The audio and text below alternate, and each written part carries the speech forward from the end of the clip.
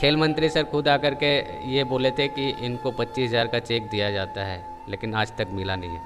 अभी ये बना नहीं है। कभी बोलते हैं कि 5 टाइम नेशनल मेडलिस्ट होगा तो जॉब देंगे। मेरा अब तक का 8 बार कंटिन्यू नेशनल गोल्ड मेडलिस्ट है, 3 बार सिल्वर मेडल है, ब्राउन्ज अभी नेशनल में है नहीं मेरा। खेल मंत्री सर हफीजुल हसन सर आए थे मेरे यहाँ आपके घर? हाँ, वो आने के बाद ये बोला गया था कि आपको 6 महीने के अंदर जॉब दिया जाएगा, वो आज तक नहीं हुआ। तो बहुत सारे बच्चों लोगों को बोल दिया स्पोर्ट्स मत करो, स्पोर्ट्स में ज़िंदगी नहीं है। लेकिन कुछ बच्चे हैं जो फिजिकल के लिए आते हैं लेकिन मेडल मार के जाते हैं। इन लोगों का पॉलिसी कब चेंज होता है कब चेंज नहीं होता है ये पता नहीं चलता है। ये लोग 4 बार 5 बार नेशनल खेल चुका है, एक भी बार स्कॉलरशिप नहीं मिला। और सरकार की जो भी पॉलिसी है, जो भी मंशा है, वो बात की बात है। लेकिन हम इतना ही कहेंगे कि अगर हम पेड़ लगाते हैं उसमें पानी नहीं डालेंगे तो फल नहीं मिलेगा। बहुत सारे लोग बोलते हैं उनका हाथ नहीं है, बस वहाँ दिक्कत होता है। मेरे बच्चे जो झारखंड के यहाँ पे ट्रेनिंग लेते हैं टाइकोंडो को, झारखंड सरकार के अंडरटेकिंग में ट्रेनिंग लेते हैं, उनका इंस्टीट्यूट में ट्रेनिंग लेते हैं, उन सभी को मेरे बच्चों ने फाइट के दौरान हराया भी है। हमारे पास कोई सुविधा नहीं है। यही ये झारखंड का टैलेंट आज सड़कों और गलियों में घूमता हुआ आप लोगों को नजर आ जाएगा। अगर यही स्थिति रही सर, अगर सिस्टम ऐसा ही रहा तो आने वाले जो यही सब है ना, ये सब का भविष्य भी यही होने वाला है। यही लोग कहीं ना कहीं गोल्ड ला के और मैदान में टहलते हुए नजर आएंगे और यहीं पे गलियों में रेंगते हुए नजर आएंगे। क्योंकि नमस्कार, जोहार झारखंड, मैं हूं दुलाल, आप देख रहे सत्याग्रह।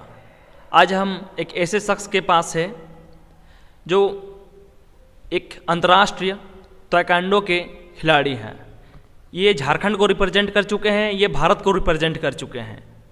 इनके अंदर इतने गुण हैं, बहुत सारे ये मेडल भी जीत चुके हैं। ये एक अंतर्राष्ट्रीय दिव्यांग, जो सेक्शन दिव्यांग के जो होते हैं, अंतर्राष्ट्रीय खिलाड़ी है यमुना पासवान जी। इनसे आप लोगों को खास रूबरू करवाना चाहते हैं कहीं, क्योंकि ऐसे लोग जो इस देश को रिप्रेजेंट करते हैं, इस झारखंड को आगे लेकर जाते हैं, हमारी माटी को आगे लेकर जाते हैं और पूरे विदेश में इंडिया का नाम रोशन करते हैं, ऐसे लोगों को आप लोग जानने की बहुत ज़्यादा ज़रूरत है, ताकि आने वाली जो पीढ़ियाँ है कुछ मोटिवेट हो पाए और इनसे कुछ सीख पाए कि किस तरह ये आगे अपने संघर्ष में बढ़े और किस तरह इन्होंने ये एक मुकाम हासिल किया। और आगे भी इनका सिलेक्शन जो है झारखंड को रिप्रेजेंट करने के लिए ताइक्वांडो के खेल में हो चुका है। और हाल फिलहाल ये स्टेट लेवल का जेवलिन थ्रो प्रतियोगिता में भी ये टॉप रैंक में आए हैं। तो सर का सबसे पहले जोहार करते हैं, स्वागत है सर। धन्यवाद। ये दिव्यांग है और लोग जो होते हैं मानसिक रूप से दिव्यांग हो जाते हैं। मानसिक रूप से आपको दिव्यांग नहीं होना है, इसका जीता जागता सबूत है हमारे साथ यमुना पासवान जी। क्योंकि शारीरिक रूप से तो दिव्यांग होना है, चलिए वो हो गया, लेकिन जो मानसिक रूप से दिव्यांग हो जाता है वो कहीं ना कहीं एक दिव्यांग सोच को जन्म दे देता है। लेकिन ये सर हैं जिनको तो बहुत ज़्यादा मैं अप्रिसिएट इनसे हुआ हूँ, इंस्पायर्ड भी हो रहा हूँ कि किस तरह ये दिव्यांग होने के बावजूद भी एक इंडिया लेवल तक गए। और कितने कंट्री से सर आप खेल चुके हैं? मैं तो अभी 12 से 14 कंट्री खेल चुका हूँ। मतलब 12-14 बार आप खेल चुके हैं इंटरनेशनली। हाँ। आप समझ सकते हैं कि किस सोच के साथ ये आगे बढ़े और इस मुकाम पर आए हैं। हम लोग थोड़ा सा अगर जो दिव्यांग हो जाता है, घर में बैठ जाता है, कहीं ना कहीं अपने आप को वो समाज से अलग महसूस करने लगते हैं कि नहीं, हम तो समाज के लिए नहीं है, हम कुछ नहीं कर सकते हैं। लेकिन सर से ये जानना चाहेंगे कि सर ऐसा क्या नहीं कर सकते हैं जो एक सामान्य व्यक्ति कर सकता है। सर आपके पास तो एक हाथ नहीं है, किस तरह सर आपको जीवन जीने में कठिनाइयाँ होती है? ऐसा कुछ है नहीं जो जीवन जीने में कठिनाइयाँ होती है। कभी कभी ऐसा लगता है जैसे लोगों का देखने का नज़रिया, अगर गली में हम चलते भी है तो बहुत सारे लोग बोलते हैं उनका हाथ नहीं है। बस वहाँ दिक्कत होता है, क्योंकि इंसान के सोच में ही इस तरह का थिंकिंग है जिससे हम लोगों को दिक्कत होता है, बाकी और किसी चीज़ में दिक्कत नहीं है। मतलब आपको जीवन जीने में किसी तरह की कठिनाइयाँ का सामना नहीं करना पड़ रहा है। तो सर ऐसा आप कुछ जो सामान्य व्यक्ति जो कर सकता है ऐसा कुछ आप नहीं कर सकते हैं? आप सर हम देखें कि आप गाड़ी भी चला रहे थे। अब तक तो ऐसा कुछ हुआ नहीं है जिससे हम मेरे को लगे कि हम नहीं कर सकते। हाँ सर एक चीज़ बताइएगा सर, ये घटना सर कैसे घटा सर? ये घटना 2003 21 जून 2003 एक प्रोग्राम था शादी का, उसमें मैं अपने पापा के साथ जा रहा था। तो BCCL का डंपर जो गाड़ी होता है वो धक्का मार दिया था और हाथ पे ही चढ़ा दिया था, तो उसी टाइम मेरा हाथ कट गया था। आप समझ सकते हैं कि वो दर्द, किस दर्द के साथ ये आगे बढ़े हैं। उसके बाद इंडिया को रिप्रेजेंट करना, एक ट्रक हाथ पे चढ़ा देता है, उसके बाद इंडिया को रिप्रेजेंट करना, ये सोच लेके आगे बढ़ना, कहीं ना कहीं पूरे देश को सोचना चाहिए, पूरे युवाओं को जानना चाहिए कि यमुना पासवान जी की जीवनी कैसे रही है और यहाँ तक कैसे बढ़े। हम लोग भले ही नहीं देख पाते इनको, समाचार वगैरह छोटा सा कटिंग छपता है, उसी में सीमित रह जाते हैं, क्योंकि ये क्रिकेट नहीं खेलते बॉस, ये फुटबॉल नहीं खेलते हैं, इसलिए इनको ज़्यादा पॉपुलैरिटी हो सकता है नहीं मिला हो। लेकिन जो इनको जानते हैं, जो इनकी उपलब्धियों को जानते हैं, वो जानते हैं नहीं, यमुना पासवान है जो भारत को रिप्रेजेंट कर चुका है। सर कौन से सर देश से आप खेल चुके हैं, अगर एक दो याद हो तो? कोरिया है, जॉर्डन है, ईरान है, कनाडा है, USA है। और सर अभी और भी बहुत सारे हैं। अभी आपका सिलेक्शन झारखंड में किस चीज़ में हुआ है सर? अभी शॉटपुट और ये जेवलिन थ्रो में एथलेटिक्स में हुआ है। एथलेटिक्स में झारखंड को रिप्रेजेंट करेंगे जी। अभी दिसंबर में है तमिलनाडु में ये चैम्पियनशिप नेशनल का। ऐसा कुछ ऐसे सम्मान मिला है समाज के ऐसे नेताओं से? देखिए, गवर्नमेंट से हम अगर किसी भी राज्य को उठा के देख ले, अंतर्राष्ट्रीय गोल्ड मेडलिस्ट जो भी है उसको जॉब देते हैं अदर स्टेट में, लेकिन हमारे झारखंड स्टेट में ऐसा क्यों नहीं हो रहा है ये तो हम नहीं जान पाएंगे। क्योंकि सबसे बड़ा बात, अभी टोटल 41 नेशनल गेम्स जो 2010 में हुआ था उन लोगों को जॉब दिया गया, लेकिन अंतर्राष्ट्रीय मेडलिस्ट को जॉब झारखंड सरकार नहीं दे रही है।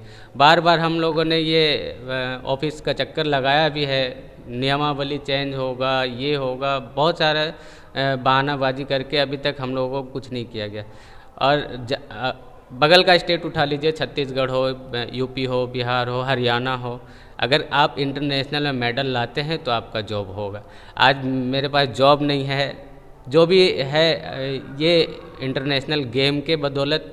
आज कुछ बच्चों को ट्रेनिंग देते हैं, स्कूल में ट्रेनिंग देते हैं, उसी से अपना घर। कितने बच्चे को ट्रेनिंग देते हैं? अभी अगर देखा जाए तो अंतर्राष्ट्रीय, राष्ट्रीय जो नेशनल प्लेयर है मेरे पास अभी 10-12 लोग हैं, जो मेरा खुद का स्टूडेंट है। वो राष्ट्रीय मतलब नेशनल को रिप्रेजेंट कर रहा है, अभी भी कर रहा है। इनमें से बहुत सारे बच्चे हैं जो नेशनल खेल चुके हैं, और अभी भारतीय खेल प्राधिकरण में मेरा 1-2 बच्चा भी है जो सिलेक्शन है, वहाँ पे भारत गवर्नमेंट के थ्रू रह करके वहाँ ट्रेनिंग कर रहे हैं। सबको हम नीचे से ऊपर लेके गए हैं और खुद का अपना प्रैक्टिस भी जारी है, जो अंतर्राष्ट्रीय खेल रहे हैं, लेकिन सपना है कि ओलंपिक खेले। और अगर गवर्नमेंट का सपोर्ट नहीं है तो हमको नहीं लगता है कि हम जा पाएंगे वहाँ पे। सर आपने अभी कहा कि जो नेशनल खेले हैं उनको जॉब मिला है, जो इंटरनेशनल खिलाड़ी जो हमारे साथ है यमुना पासवान जी, आपको जॉब ऑफर हुआ था क्या? ऐसा कभी नहीं हुआ है, बार बार यही फॉर्म भरवाया जाता है, लेकिन दिया नहीं जाता, रिजेक्ट कर दिया जाता है किसी कारणवश कि पैरा का कॉलम नहीं है, तो अभी ये बना नहीं है। कभी बोलते हैं कि 5 टाइम नेशनल मेडलिस्ट होगा तो जॉब देंगे। मेरा अब तक का 8 बार कंटिन्यू नेशनल गोल्ड मेडलिस्ट है, 3 बार सिल्वर मेडल है, ब्राउन्ज अभी नेशनल में है नहीं मेरा। आप देख रहे हैं झारखंड के खिलाड़ियों के साथ किस तरह ये सरकार अन्याय कर रही है। अब जब आप झारखंड को रिप्रेजेंट करने की बात करते हैं तो यमुना पासवान को आप उठा के ले जाते हैं कि झारखंड को रिप्रेजेंट करो, जब नौकरी देने की बात होती है तो आप नौकरी नहीं देते हैं। 8 बार गोल्ड मेडलिस्ट होने के बावजूद भी यमुना पासवान एक एकेडमी चलाते हैं और प्राइवेट स्कूल्स में फिजिकल टीचर के रूप में कार्य करते हैं। कितना कमा लेते हैं सर फिजिकल टीचर में? बस इतना कमाते हैं जिससे अपना बीवी बच्चा संभाल ले रहे हैं। मतलब मान सम्मान पूरा कमाते हैं। हाँ, इज्जत बहुत है, कहीं भी जाते हैं सभी लोग सर बना दिए हैं, लेकिन इज्जत से रह रहे हैं, लेकिन क्या खाते हैं वो नहीं पता है। मेरे बच्चे जो झारखंड के यहाँ पे ट्रेनिंग लेते हैं टाइकोंडो को, झारखंड सरकार के अंडरटेकिंग में ट्रेनिंग लेते हैं, उनका इंस्टीट्यूट में ट्रेनिंग लेते हैं, उन सभी को मेरे बच्चों ने फाइट के दौरान हराया भी है। हमारे पास कोई सुविधा नहीं है। कोविड में जो मेरा हाल हुआ है, हमने एकेडमी तो बंद, स्कूल बंद, सारा कुछ बंद था कोविड के कारण। हमने अंडा भी बेचा है अपने घर चलाने के चक्कर में। उसके बाद जब मैंने अंडा बेच कर अपना घर चला रहा था, गुजर बसर कर रहा था, खेल मंत्री सर हफीजुल हसन सर आए थे मेरे यहाँ। आपके घर? हाँ, वो आने के बाद ये बोला गया था कि आपको 6 महीने के अंदर जॉब दिया जाएगा, वो आज तक नहीं हुआ। उसके बाद ट्रांसपोर्ट मिनिस्टर है चंपाई सोरेन सर। हाँ, मेरा जब ये अंडा बेचने का सारे न्यूज़पेपर में चर्चा में आया तो उन्होंने अनुशंसा किया हेमंत सोरेन सर से, मुख्यमंत्री सर से, कि इनको जॉब दिया जाए। हमारे एरिया के मतरामत सर हैं जो विधायक हैं, उन्होंने भी ट्विटर पे अनुशंसा किया, सारे लोग किए हैं, लेकिन अब तक कुछ नहीं हुआ है। खेल मंत्री सर खुद आकर के ये बोले थे कि इनको 25,000 का चेक दिया जाता है, लेकिन आज तक मिला नहीं है। अभी विधायक जी जो हमारे मतरामत सर हैं, वो उन्होंने मुख्यमंत्री राहत कोष से आज से लग रहा है sport authority of India Sai में हम जब ट्रेनिंग कर रहे थे, कुछ मेडल लेके आए थे जॉर्डन वगैरह से, तो उन्होंने उनके थ्रू 1 लाख का चेक आया है मेरे पास मुख्यमंत्री राहत कोष से। लेकिन उन्होंने जो 25,000 का चेक का घोषणा किया था कि हम आपको 25,000 रुपया दे रहे हैं, वो आज तक नहीं मिला है। आप अपना आधार कार्ड, अकाउंट नंबर वगैरह दे दें और उसके बाद हम आपको दे देंगे, लेकिन अब तक आया नहीं है। हफीजुल हसन सर खुद आते हैं, घर आते हैं, अंडा बेचते हुए इस गोल्ड मेडलिस्ट को देखते हैं, 25,000 का चेक के अनाउंसमेंट करते हैं और फिर चले जाते हैं और पता चलता है कि अकाउंट में 0 बैलेंस ही है। यमुना सर जी फिर सोचते हैं कि कभी न कभी आएगा, डेली जाके अपना अकाउंट चेक करवाते हैं, लेकिन फिर वही अंडा बेचते बेचते शून्य शून्य ही नज़र आता है। यही है झारखंड की स्थिति। नहीं देना है सर मत दीजिए, लेकिन किसी को दिलासा भी मत दीजिए। आप देख सकते हैं कि झारखंड की क्या टैलेंट की क्या स्थिति हो गई है। झारखंड का टैलेंट रोडों में दम तोड़ता है, ये सच्चाई है। कुछ दिन पहले एक प्रतिष्ठित चैनल के द्वारा दिखाया गया था कि एक तीरंदाजी की खिलाड़ी जो है चाय बेच रही है ठेले पर। आज हमारे साथ यमुना पासवान जी हैं, कहीं ना कहीं ये अपनी ज़िंदगी को चला रहे किसी तरह एक एकेडमी चलाकर। और सर कराटे में सर आपका कुछ सुने थे सर, कराटे में क्या था सर? हाँ, 2013 में karate do championship, international championship हुआ था मुंबई में, जो अक्षय कुमार बॉलीवुड स्टार हैं जो वो करवाते हैं। और मेरा सिलेक्शन उस टाइम हम हरियाणा से डिप्लोमा कर रहे थे, इंजीनियरिंग की पढ़ाई कर रहा था हरियाणा से, तो वहाँ से मेरा सिलेक्शन हुआ था मुंबई के लिए और मुंबई गया था। तो वहाँ पे मैं बेस्ट अपकमिंग टैलेंट अवार्ड 2013 में ही अक्षय कुमार सर के थ्रू 1 लाख का चेक भी मिला था और अवार्ड भी मिला था हमको। ये शख्स के टैलेंट की जितनी बात करूं अपने लफ्ज़ में भी बयान नहीं कर सकता, मेंशन नहीं मैं कर सकता हूं कि कितने इनके अंदर टैलेंट कूट कूट के भरे हैं। शॉर्ट पुट की बात करें, जेवलिन थ्रो की बात करें, या फिर कराटे की बात करें, या फिर ताइक्वांडो की बात करें, हर चीज़ में ये खिलाड़ी मास्टर है। आप समझ सकते हैं कि 1 लाख का चेक बेस्ट खिलाड़ी के रूप में इन्होंने जीता है। अक्षय कुमार सर से पुरस्कृत हुए हैं, जो अक्षय कुमार जो बॉलीवुड की जाने माने एक्टर है। आप समझ सकते हैं ये खिलाड़ी झारखंड को मुंबई में जाके रिप्रेजेंट करके आया है, कराटे में, जेवलिन थ्रो में रिप्रेजेंट कर रहा है, ताइक्वांडो में रिप्रेजेंट कर रहा है। इसके बदले राज्य इसको क्या दे रहा है? इतने बच्चे मेरे पास अभी नेशनल खेला हुआ है, ये लोग तकरीबन 2017 के बाद से नेशनल खेल रहे हैं। 2016 में हमने एकेडमी ओपन किया था, जुलाई 25 के आसपास, और उसके बाद 17 में ओपन किया। 17 में मेरा प्लेयर नेशनल जाने लगा, और 17 के बाद से किसी कारण से ये लोग नेशनल में मेडल नहीं मार पाया है। लेकिन जो सरकार की पॉलिसी है कि अगर नेशनल रिप्रेजेंट करते हैं तो उसको स्कॉलरशिप दिया जाता है।